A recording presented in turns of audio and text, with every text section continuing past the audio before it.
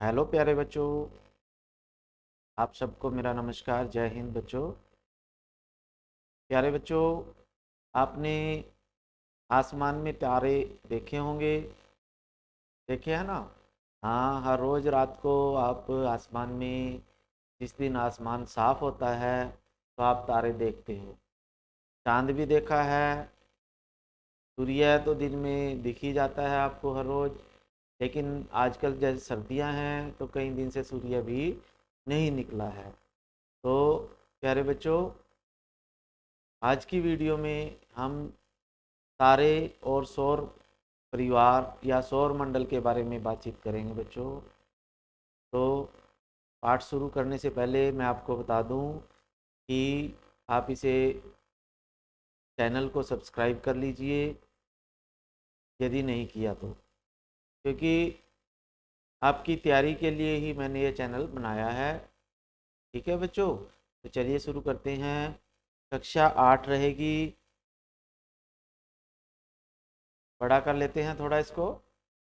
तो बच्चों, आपने विज्ञान की तैयारी करनी है तो आप वीडियो को अंत तक जरूर देखें और वीडियो से समझने की कोशिश करें, क्योंकि मैं पूरी कोशिश करता हूँ कि उसको सिंपल लैंग्वेज में आसान तरीके से आपको बताया जाए।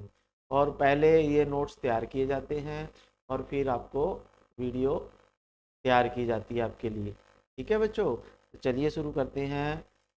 कक्षा 8 है हमारे पास आज। विज्ञान विषय है और अध्याय इसमें 17 हैं। तारे और सौर मंडल के लिए एनसीईआरटी के समाधान, यानी एनसीईआरटी की बुक है जो हमारी, उसमें जो क्वेश्चन आंसर अभ्यास के दिए गए हैं वो ही मैं आज इस वीडियो के द्वारा आपको कराऊंगा। क्योंकि अभ्यास के प्रश्नों में से ही सबसे ज़्यादा प्रश्न आते हैं पेपर में, जब भी आपका पेपर होगा। और ये पाठ आपका जनवरी और फरवरी का महीना है जो, तो इसमें आपने ये करना है। ठीक है, तो चलिए शुरू करते हैं। अध्याय 17, तारे और सौर परिवार या सौर मंडल। ठीक है, तो इसमें अभ्यास, ये पहला ही प्रश्न है। जैसे अभ्यास के प्रश्न करने हैं हमने, तो पहले 3 प्रश्न इसमें बहुविकल्पीय प्रश्न उत्तर हैं, ऑप्शन टाइप प्रश्न उत्तर हैं। तो ये भी आते हैं ना पेपर में, तो इनमें से एक आध प्रश्न आ जाता है कई बार। तो प्रश्न एक है, जैसे निम्नलिखित में से कौन सा सौर मंडल का सदस्य नहीं है। अब सौर मंडल क्या होता है बच्चों? सूर्य का मंडल, यानी सूर्य होगा, उसमें ग्रह होंगे, यानी सूर्य के चारों तरफ जो जो भी वस्तुएं चक्कर लगा रही हैं वो सभी सौर मंडल के सदस्य होते हैं बच्चों। ठीक है, तो जो सौर मंडल के चारों तरफ चक्कर लगा रहे हैं तो वो कौन कौन लगाते हैं? क्षुद्र ग्रह, क्षुद्र ग्रह भी लगाता है चक्कर। ठीक है, और कौन कौन लगाता है? उपग्रह भी लगाते हैं, धूमकेतु भी लगाते हैं। यानी ये तीन जो हैं, ए बी और डी जो हैं, ये तीनों सौर परिवार के सदस्य हैं, क्योंकि ये सूर्य के चक्कर लगाते हैं। लेकिन तारामंडल, तारामंडल अलग चीज है। यानी ये सूर्य के चक्कर नहीं लगाते, क्योंकि सूर्य भी एक तारा है और तारामंडल में भी तारे ही होते हैं, वो अलग है। तो इसलिए तारामंडल जो है वो सौर परिवार का सदस्य नहीं है बच्चों। ठीक है, तो इसमें तारामंडल आ जाएगा। फिर दूसरा प्रश्न है आपके पास, प्रश्न नंबर 2। निम्नलिखित में से कौन सा सूर्य का ग्रह नहीं है? यानी सूर्य का ग्रह इनमें से कौन सा नहीं है बच्चों? तो देखो, बुध ग्रह है, शनि है, पृथ्वी है। ये तीनों तो इसके ग्रह हैं, लेकिन सीरियस जो है ये ग्रह नहीं है, ये तारा है बच्चों। तो इसलिए ये आंसर आ जाएगा सीरियस। ठीक है, तो इनमें से आपने बताना था अभी कौन ग्रह नहीं है, तो वो सीरियस है बच्चों। फिर उसके बाद है, चंद्रमा की कलाओं के घटने का कारण यह है। यानी चंद्रमा की कलाएं, चंद्रमा की कलाएं क्या होती हैं बच्चों? चंद्रमा की कलाएं होती हैं चंद्रमा का घटना और बढ़ना, चंद्रमा की कलाएं कहलाती हैं। आप देखते होंगे आसमान में, अगर आपने नोट नहीं किया ना, तो पहले आप 14 दिन नोट करें। ठीक है, तो 14 दिन जो है पहले, जैसे अगर आज चांद पूरा है, पूर्णिमा है, तो पूरा दिखाई देता है, फिर वो छोटा होने लग जाता है, फिर छोटा छोटा होते हुए फिर ख़त्म हो जाता है वो अमावस्या वाले दिन, फिर अमावस्या से फिर वो बड़ा होना शुरू कर देता है। तो इस तरह से चंद्रमा की कलाएं होती हैं। तो चंद्रमा की कलाएं क्यों होती हैं, चंद्रमा घटता बढ़ता क्यों है, इसका आकार हमें छोटा बड़ा क्यों दिखाई देता है, इसका क्या कारण है बच्चों? इसका कारण है, अब ये चांद जो होता है ना, वो हमें दिखाई कैसे देता है? सूर्य के प्रकाश से दिखाई देता है वो। जब तक उसके ऊपर सूर्य का प्रकाश नहीं पड़ेगा वो हमें दिखाई नहीं देगा। ठीक है, अब आप सोचोगे कि चांद तो रात को दिखाई देता है और रात को सूर्य नहीं होता। तो बच्चों, सूर्य पृथ्वी के किसी ना किसी हिस्से पे जरूर होता है, क्योंकि पृथ्वी सूर्य कहीं छिपता नहीं। वो तो ये है कि हमारे लिए वो छिप गया, किसी दूसरे देश में वो उग रहा होता है। ठीक है, तो इसलिए कहीं दूर से सूर्य का प्रकाश चांद पे पड़ जाता है तो हमें चांद दिखाई देता है। तो हम चंद्रमा के केवल उस हिस्से को देख सकते हैं जो प्रकाश को हमारी तरफ दर्शाता है, यानी हम चांद के उस हिस्से को देखते हैं जिसके ऊपर सूर्य का प्रकाश पड़ता है बच्चों। जितने हिस्से पे प्रकाश पड़ेगा सूर्य का, उतना हिस्सा हमें दिखाई देगा। तो कभी चांद, पूरे चांद के ऊपर जब प्रकाश पड़ता है तो वो पूर्णिमा होती है, और जब चांद के ऊपर बिल्कुल भी प्रकाश नहीं पड़ता, वो हमें दिखाई नहीं देता, और उस दिन अमावस्या हो जाती है। तो यही इसका आंसर आ जाएगा बच्चों। ये चंद्रमा से हमारी दूरी बदलती है, ये नहीं है।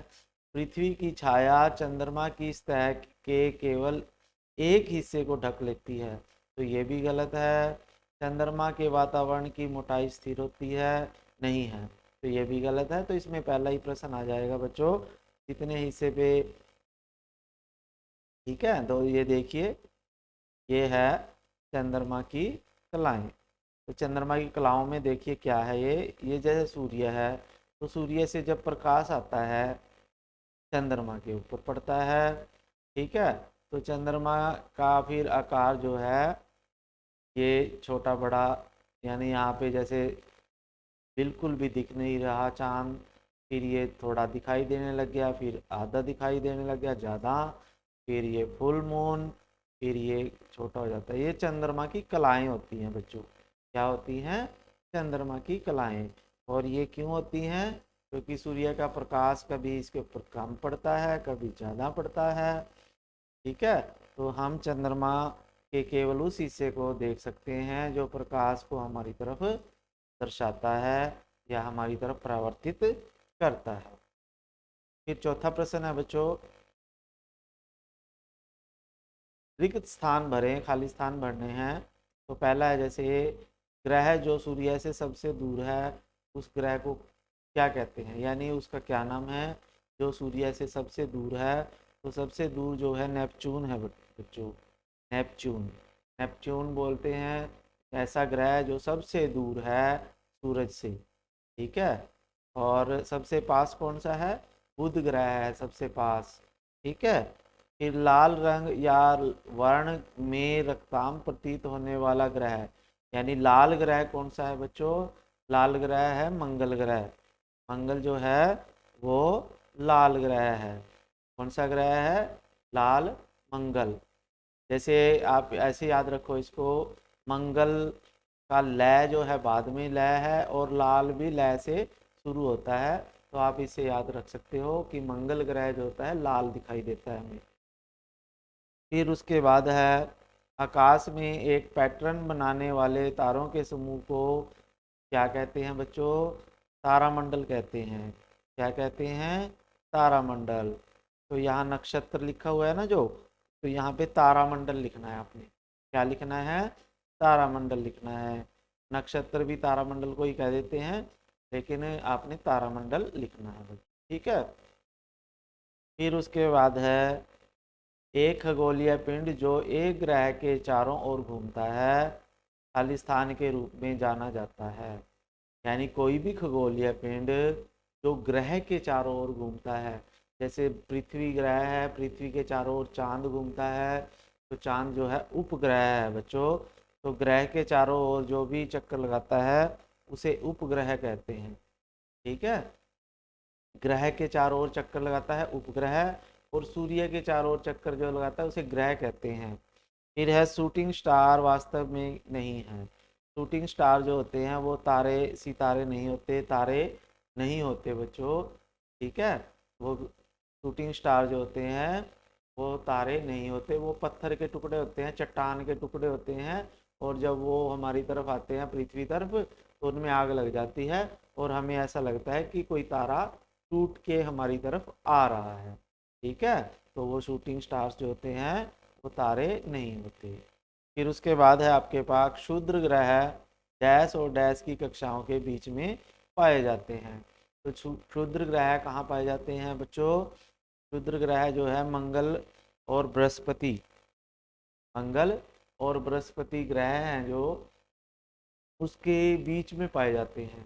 जैसे यहाँ पे मंगल है, यहाँ पे बृहस्पति है, तो जब ये इसके सूर्य के चक्कर लगाते हैं ना ऐसे, तो इनके बीच में क्षुद्र ग्रह पाए जाते हैं, वो भी चक्कर लगाते हैं सूर्य के। ठीक है, मंगल और बृहस्पति के बीच में क्षुद्र ग्रह पाए जाते हैं बच्चों। फिर उसके बाद है आपके पास पांचवा प्रश्न, सत्य और असत्य बताने हैं। पांचवें प्रश्न में तो निम्नलिखित कथनों को सत्य और असत्य बताएं। ठीक है, तो ये है पहला, ध्रुव तारा सौर मंडल का सदस्य है। ध्रुव तारा जो है सौर मंडल का सदस्य है। यानी जो तारे होते हैं ना, चाहे तारामंडल हो या ध्रुव तारा है या कोई भी दूसरा तारा है, वो सौर परिवार का सदस्य नहीं है। सौर परिवार के सदस्य में सूर्य एक तारा है बस, और बाकी उसके ग्रह हैं। ठीक है, उसके चारों ओर चक्कर लगा रहे हैं। तो ध्रुव तारा सौर मंडल का सदस्य ये नहीं है बच्चों, ये गलत दिया है, तो इसलिए ये असत्य है बच्चों। ठीक है, फिर है बुध सौर मंडल का सबसे छोटा ग्रह है। बुध जो है सौर मंडल का सबसे छोटा ग्रह है, तो ये सही है बच्चों, सत्य है। फिर है यूरेनस सौर मंडल में सबसे दूर का ग्रह है। यूरेनस, यूरेनस जो है वो सौर मंडल का सबसे दूर का ग्रह नहीं है बच्चों, ये गलत है, नेपच्यून है वो। ठीक है, तो ये गलत है, असत्य है। सबसे दूर का ग्रह कौन सा है? नेपच्यून है, जो मैंने पहले बताया आपको। फिर है इनसेट, एक कृत्रिम उपग्रह है। इनसेट, इनसेट जो है कृत्रिम उपग्रह है, ये सैटेलाइट है, ये जो मानव ने छोड़ा हुआ है, जो पृथ्वी के चारों ओर चक्कर लगाता है। तो ये सही है, सत्य है। कृत्रिम उपग्रह उसे कहते हैं जो मनुष्य ने बनाए हैं, वैज्ञानिकों ने बनाए हैं बच्चों।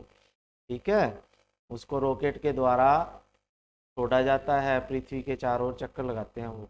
फिर सौर मंडल में 9 ग्रह हैं, तो 9 ग्रह नहीं है बच्चों, 8 ग्रह हैं अब।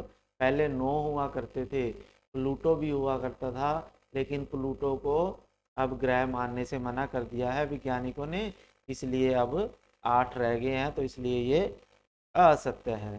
ठीक है, फिर है ओरियन तारामंडल को केवल दूरदर्शी से देखा जा सकता है, तो ये भी असत्य है बच्चों। ओरियन तारामंडल को हम बिना दूरबीन के देख सकते हैं, बिना दूरदर्शी के देख सकते हैं। आकाश में तारों का एक पैटर्न बना होता है, शेप बनी होती है, जिसे हम ओरियन तारामंडल कहते हैं। आगे चित्र में दिखाऊंगा बच्चों आपको। ठीक है, फिर क्वेश्चन 6 है, इसमें कॉलम ए और कॉलम बी का मिलान करना है। तो इसमें है आंतरिक ग्रह। आंतरिक ग्रह है हमारे पास, 4 ग्रह आंतरिक हैं और 4 बाह्य ग्रह होते हैं बच्चों। आंतरिक ग्रह कौन से हैं? बुध है, शुक्र, पृथ्वी और मंगल। ये 4 जो हैं, बुध शुक्र पृथ्वी मंगल, ये 4 जो हैं कौन कौन से? बुध शुक्र पृथ्वी मंगल, ये 4 ग्रह जो है आंतरिक ग्रह हैं। और जो दूसरे 4 हैं, बृहस्पति, शनि, यूरेनस, नेपच्यून, ये बाह्य ग्रह हैं, क्योंकि इन मंगल और बृहस्पति के बीच में मंगल तक जो ग्रह हैं उनको आंतरिक ग्रह बोलते हैं हम। और ठीक है, बृहस्पति से अगले, या बृहस्पति है और उससे अगले ग्रह जो हैं उनको बाह्य ग्रह कहते हैं। ठीक है, तो इसमें जो है आंतरिक ग्रह कौन कौन से हैं बच्चों? एक पृथ्वी है, एक मंगल है। पृथ्वी और मंगल जो है आंतरिक ग्रह हैं। बाह्य ग्रह में शनि आ जाएगा। ठीक है, तारामंडल कौन सा है इसमें? तारों के समूह को तारामंडल, इसमें सप्तऋषि तारामंडल है और ओरियन तारामंडल है। दो तरह के तारामंडल हैं ये। और पृथ्वी के उपग्रह कौन से हैं? पृथ्वी का उपग्रह चांद है, चंद्रमा है बच्चों। ठीक है, तो ये आगे आंसर भी दिए गए हैं इसमें, यानी जो कै के साथ ई और जी आएगा, है के साथ ए आएगा, ग के साथ सी और एफ आएगा, और घ के साथ डी आएगा बच्चों। तो ये आपने देख लेने हैं। फिर है, यदि शुक्र एक संध्या तारे के रूप में दिखाई देता है तो आप आकाश में किस भाग में उसे देख सकते हैं? तो शुक्र ग्रह को संध्या तारा कहा जाता है। और संध्या का मतलब सांझ का तारा, शाम का समय जो तारा दिखाई देता है उसे शुक्र ग्रह को हम संध्या तारा कहते हैं। और जैसे सूर्य जो है शाम को पश्चिम दिशा में होता है, वैसे ही शुक्र ग्रह भी हमें पश्चिम दिशा में दिख जाता है बच्चों। तो ये आकाश में पश्चिम दिशा में हम इसे देख सकते हैं। ठीक है, शुक्र ग्रह को किधर देख सकते हैं? इसे संध्या तारा कहते हैं शुक्र ग्रह को, और इसे हम पश्चिम दिशा में देख सकते हैं बच्चों। ठीक है, फिर है सौर मंडल के सबसे बड़े ग्रह का क्या नाम है? तो सौर मंडल का जो सबसे बड़ा ग्रह है बच्चों, ये कौन सा ग्रह है? बृहस्पति है बच्चों। और इसके चार जो हैं बड़े, चार उपग्रह भी आपको दिखाई दिए जा रहे हैं। और ये बृहस्पति, ये जो चार दिख रहे हैं ना, ये चार इसके उपग्रह हैं। और भी हैं उपग्रह इसके, लेकिन ये चार जो हैं बड़े हैं जो हमें दिखाई दे सकते हैं। और ये बृहस्पति है, ये सबसे बड़ा ग्रह है बच्चों। फिर उसके बाद है तारामंडल क्या होता है? दो तारामंडल के नाम बताइए। तारामंडल क्या है बच्चों? जैसे आपको ये तारा दिखाई दे रहा है, ठीक है, तो ये चित्र आपको दिख रहा है और ये तारे हैं, रात को तारे दिखते हैं। तो ये तारों का एक समूह है, सप्तऋषि तारामंडल है ये। ठीक है, तो इसे हम तारामंडल कहते हैं। तारों का ऐसा समूह जो हमें ऐसा लगता है देख के कि कोई आकृति बन रही है उससे। तो तारों के ऐसे समूह को तारामंडल कहते हैं जो हमें किसी आकृति का आभास कराता है। ठीक है, तो ये जो है तारामंडल, ये आपके पास है जैसे तारों का ऐसा समूह जो किसी पहचानने योग्य आकृति को बनाते हैं, उनसे तारा उन्हें, उनसे की बजाय उन्हें आएगा या उसे आएगा, उसे तारामंडल कहते हैं। ठीक है, तारों का ऐसा समूह जो किसी पहचानने योग्य आकृति को बनाते हैं, उसे क्या कहते हैं बच्चों? तारामंडल कहते हैं। जैसे तारामंडल हमारे पास हैं, कई तरह के हैं, सप्तऋषि और ओरियन तारामंडल आपको मिल जाता है। सप्तऋषि तारामंडल है, ओरियन तारामंडल है। ठीक है, और ये भी तारामंडल है, ये तीन तरह के हैं, जैसे ग्रेट बियर। अच्छा, निम्नलिखित तारामंडल के प्रमुख तारों, ठीक है, तो इसमें देखिए आपके पास क्या है बच्चों?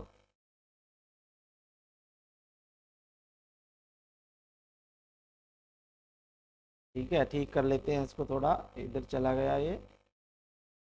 तो इसमें देखिए हमें ये कहा गया है कि निम्नलिखित तारामंडल में प्रमुख तारों की सापेक्ष स्थिति दिखाने के लिए रेखा चित्र बनाने हैं। यानी प्रमुख तारामंडल जो है हमें आकाश में दिखाई देते हैं।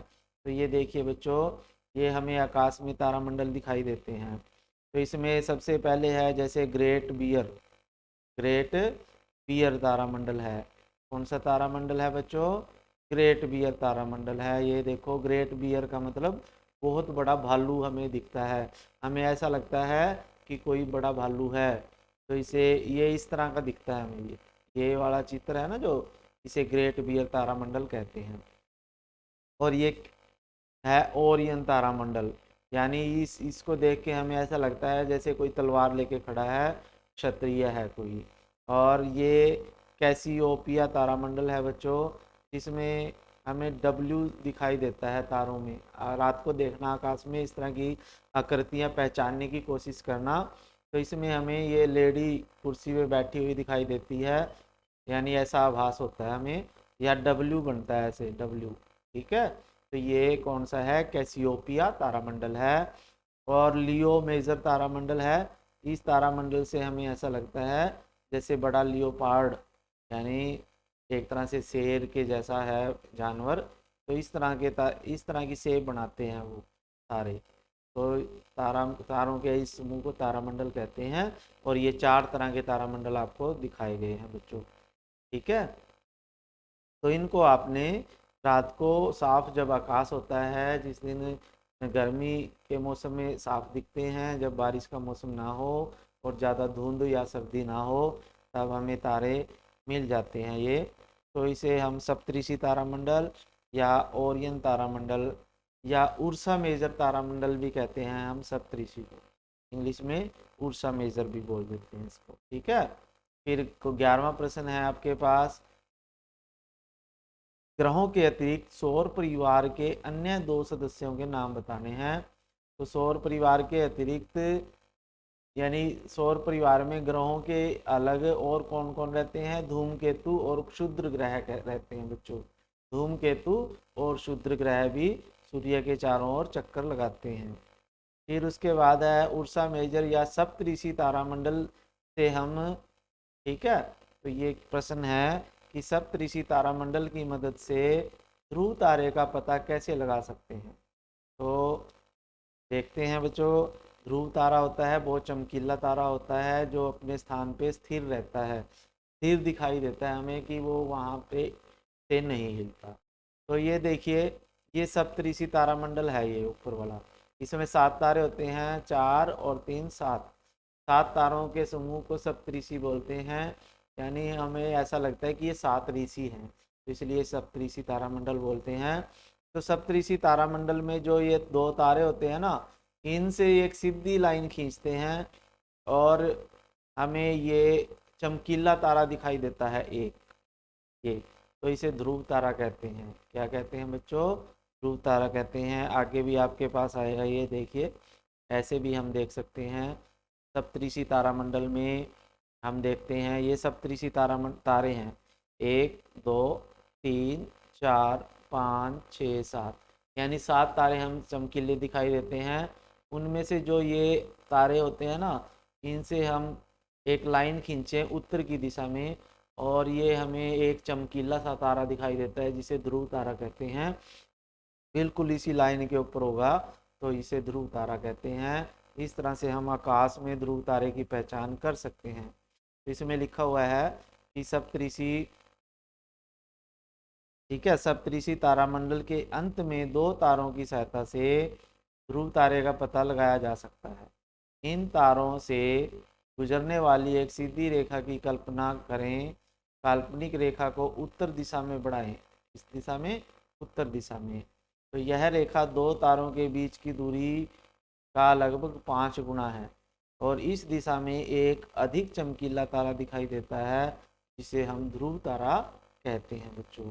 ठीक है, तो वही बात है कि इन तारों से हम एक लाइन खींचते हैं उत्तर दिशा की तरफ, और जो चमकीला तारा होगा वो ध्रुव तारा होगा। इस तरह से हम सप्तऋषि से ध्रुव तारे का पता लगा सकते हैं।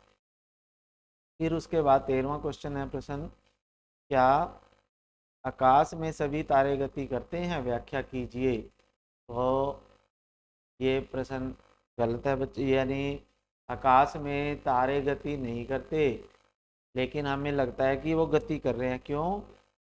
तो तारे गति नहीं करते क्योंकि सभी तारे आकाश में नहीं चलते, वो पृथ्वी के अपनी धुरी पर घूमने के कारण तारे आकाश में घूमते हुए प्रतीत होते हैं। यानी हमें ऐसा लगता है कि तारे गति कर रहे हैं। क्यों लगता है? क्योंकि पृथ्वी अपनी धुरी पे ऐसे घूम रही है और हमें लगता है कि तारे चल रहे हैं। ठीक है, तो ऐसा नहीं है। फिर है नेक्स्ट क्वेश्चन, 14वां प्रश्न है, तारों के बीच की दूरी को प्रकाश वर्ष में क्यों मापा जाता है? इस कथन से आप समझते हैं कि एक तारा पृथ्वी से 8 प्रकाश वर्ष दूर है। यानी इससे आप क्या समझते हैं? तो प्रकाश वर्ष क्या होता है बच्चों? प्रकाश वर्ष होता है चांद तारों या जो हमारे पास ब्रह्मांड में जो चीज़ें हैं उनके बीच की दूरी मापने के लिए हमारे पास प्रकाश वर्ष जो है वो यूनिट है। जैसे हम यहाँ पे धरती पे तो मीटर में माप लेते हैं, भाई इतनी मीटर दूर है या इतने किलोमीटर दूर ये शहर है। लेकिन जब हमें ये मापना होता है ना कि चांद सूर्य से कितनी दूर है या पृथ्वी बृहस्पति से कितनी दूर है, तो वहाँ पे हम ये बोलते हैं कि इतने प्रकाश वर्ष दूर है। ठीक है, तो प्रकाश वर्ष का मतलब होता है कि प्रकाश जो होता है एक साल में जितनी दूरी तय करता है, प्रकाश यानी रोशनी या सूर्य का प्रकाश भी आप कह सकते हो, एक साल में जितनी दूरी तय करता है उसे एक प्रकाश वर्ष कहते हैं, उस दूरी को। ठीक है, तो अब इसमें क्या है, तारे पृथ्वी से बहुत दूर हैं और ऐसी दूरियों को किलोमीटर में मापना, व्यक्त करना मुश्किल है, कठिन है या सुविधाजनक नहीं है। इस प्रकार इतनी बड़ी दूरियों को इकाई में व्यक्त किया जाता है जिसे प्रकाश वर्ष कहते हैं। ठीक है, प्रकाश वर्ष में इस इतनी बड़ी दूरी को हम मापते हैं। यदि हम कहते हैं कि कोई तारा पृथ्वी से 8 प्रकाश वर्ष दूर है, तो इसका मतलब है कि तारे का प्रकाश जो है वो पृथ्वी पर 8 सालों में पहुंचेगा। अगर हम कहेंगे ना कि कोई तारा जो है पृथ्वी से 8 प्रकाश वर्ष दूर है, तो इसका मतलब वो है कि प्रकाश जो है 8 साल में उस तारे से पृथ्वी तक पहुंचेगा, यानी इतनी दूर होगा वो। ठीक है, और आपको बता दें बच्चों, प्रकाश जो है 1 सेकंड में 3 लाख किलोमीटर चलता है, 1 सेकंड में। अब उसको 3 लाख किलोमीटर को अब एक साल में कितने सेकंड होते हैं, जितने भी एक साल में सेकंड होंगे ना उनको 3 लाख से गुना करो, तो प्रकाश एक साल में उतनी दूरी तय करेगा। ठीक है, और 8 गुना तो बहुत ज़्यादा हो जाएगा। फिर उसके बाद है बृहस्पति की त्रिज्या जो है पृथ्वी की त्रिज्या से 11 गुना है। त्रिज्या होती है, जैसे वृत्त की त्रिज्या आपने सुनी होगी, वृत्त का जब क्षेत्रफल निकालते हैं तो उसकी त्रिज्या, तो वृत्त की त्रिज्या जो होती है यानी बृहस्पति ग्रह है उसकी त्रिज्या पृथ्वी की त्रिज्या से 11 गुनी है या 11 गुना ज़्यादा है यानी। ठीक है, तो बृहस्पति और पृथ्वी के आयतन के अनुपात की गणना करनी है और बृहस्पति कितनी पृथ्वियों को समायोजित कर सकता है, यानी बृहस्पति के अंदर कितनी पृथ्वी समा सकती हैं, तो ये बताना है हमने बच्चों। ठीक है, तो उसके लिए हमें क्या करेंगे, पृथ्वी को और बृहस्पति को हमने गोला मानना है। क्या मानना है? गोला। जैसे बॉल होती है ना उसको मानना है हमने भी, ये बॉल है, गोला है। तो हम मान लेते हैं कि पृथ्वी की त्रिज्या r इकाई है, यानी पृथ्वी की त्रिज्या को हमने r मान लिया है। और पृथ्वी का आयतन यानी गोले के आयतन का सूत्र लगेगा ये 4/3 पाई r की शक्ति 3 है ये बच्चों, r की शक्ति 3, यानी 3 जो है ये लास्ट वाला ये r के ऊपर आएगा। ठीक है, r की शक्ति 4/3 पाई r की शक्ति 3। तो अगर पृथ्वी की त्रिज्या r है तो पृथ्वी का आयतन जो हो जाएगा 4/3 पाई r की 3 हो जाएगा। अब बृहस्पति का आयतन जो है वो पृथ्वी की, अब बृहस्पति का आयतन क्या होगा बच्चों, क्योंकि देखो ये कह रहा है कि बृहस्पति की त्रिज्या पृथ्वी की त्रिज्या से 11 गुनी है, यानी अगर पृथ्वी की त्रिज्या r है ना तो बृहस्पति की 11 r होएगी, 11 गुना r। तो इसलिए यहाँ पे r की जगह पे ये r लिखा हुआ है ना, जहाँ इसकी जगह पे हमने बृहस्पति के केस में 11 r लिखना है। ठीक है, 11 r की शक्ति 3, यानी 11 की शक्ति 3 है और r की शक्ति भी 3 है। तो हमने दोनों आयतन का हमने बृहस्पति का आयतन को जब हम पृथ्वी के आयतन से भाग देंगे, अनुपात निकालेंगे, तो क्या होगा, ये बृहस्पति का आयतन है यहाँ पे 4/3, फिर 11 की शक्ति 3, 11 की शक्ति 3 का मतलब है 11 गुना 11 गुना 11, यानी 11 3 बार गुना होगा, और आर की शक्ति 3 है, और फिर ये 4/3 पाई आर की 3, ये पृथ्वी का आयतन है। ये पहले वाला जो है बृहस्पति का आयतन है, और इसको पृथ्वी के आयतन से हमने भाग देना है बच्चों। ठीक है, तो जब भाग देते हैं तो सेम चीज़ें कट जाती हैं।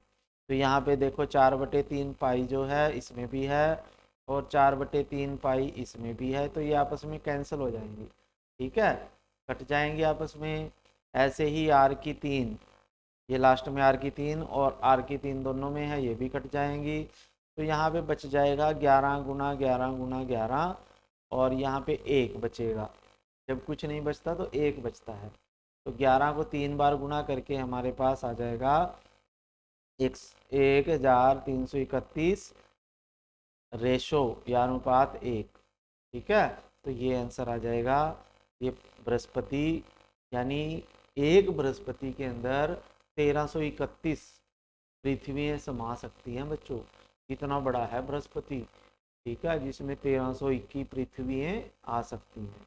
ठीक है, फिर उसके बाद है ये सौरमंडल का एक चित्र बना है, और इसमें एक गलती है, तो इसको गलती को ठीक करना है, ढूंढना है भी है और ठीक भी करना है। तो देखो पहला क्या है, यहाँ पे बुध ग्रह है, बीच में सूर्य है, फिर बुध, फिर यहाँ शुक्र आएगा बच्चों, मंगल की बजाय शुक्र ग्रह आएगा। ठीक है, बुध शुक्र पृथ्वी, फिर ये मंगल आएगा। यानी जहाँ पे शुक्र है वहाँ मंगल आना चाहिए, और जहाँ पे मंगल है वहाँ शुक्र आना चाहिए, तो ये गलती है। ठीक है, तो अब हम जो सही है इसको दूसरे चित्र के द्वारा देख लेते हैं जो सही है। तो आप इस तरह का चित्र भी बना सकते हो बच्चों। तो इसमें देखो ये सूर्य है, क्या है, ये सूर्य है। ठीक है, इसको बड़ा कर लेते हैं चाहे, तो ये क्या है, सूर्य है। सूर्य से सबसे पास जो है बुध है, बुध ग्रह है, मरकरी भी बोलते हैं इसे, बुध ग्रह है। फिर बुध शुक्र आएगा, फिर ठीक है, शुक्र या वेनस, फिर पृथ्वी आएगा, पृथ्वी। ठीक है, फिर क्या आएगा, मंगल। यानी बुध शुक्र पृथ्वी मंगल। लेकिन वहाँ पे चित्र में क्या कर रखा था, यहाँ पे मंगल लिख रखा था पहले, और यहाँ शुक्र, तो ये अदला बदली कर रखे थे। ठीक है, अब ये चार जो है ये आंतरिक ग्रह हैं बच्चों। ये चार जो सूर्य के पास हैं इन्हें आंतरिक ग्रह कहते हैं हम। और पीछे क्वेश्चन आया था ना जो, और ये बृहस्पति है, शनि है, यूरेनस है, नेपच्यून, और ये पहले ये प्लूटो भी होता था, लेकिन अब इसको नहीं मानते हम, वैज्ञानिक नहीं मानते कि ये ग्रह है, तो इसलिए इसको आपने नहीं लेना। ठीक है, तो ये चार ग्रह हैं जो बृहस्पति, शनि, वरुण, ये नेपच्यून, ये ठीक है, यूरेनस और नेपच्यून। ये नेपच्यून जो है ये सबसे ज़्यादा दूर पे है, यानी ये सबसे पास है, और ये देखो सबसे दूर है, नेपच्यून या वरुण। ठीक है, तो ये चार जो हैं, लास्ट वाले चार बाह्य ग्रह हैं, और पहले वाले चार जो हैं ये आंतरिक ग्रह हैं। ठीक है बच्चों, तो इनके बीच में जो है धूमकेतु घूमते हैं बच्चों यहाँ पे। तो ये हमारा सौर परिवार का है, सौर मंडल है इसे, यानी इस सारे को क्या कहते हैं, सौर मंडल कहते हैं, सौर परिवार कहते हैं, क्योंकि सूर्य के चारों ओर ये चीज़ें चक्कर लगा रही हैं। ठीक है, तो ये प्रश्न अभ्यास के हो चुके हैं, आगे इसमें एक्टिविटीज़ हैं, इनको बाद में देखेंगे। ठीक है बच्चों, तो आपने ये लेसन पढ़ा है, समझा है, तो अगर आपको अच्छा लगे तो लाइक कर देना, चैनल को सब्सक्राइब ज़रूर कर देना, अपने दोस्तों को शेयर करें, और घंटी का बटन दबाएं। ठीक है बच्चों, फिर मिलेंगे, तब तक के लिए बाय बाय, जय हिंद।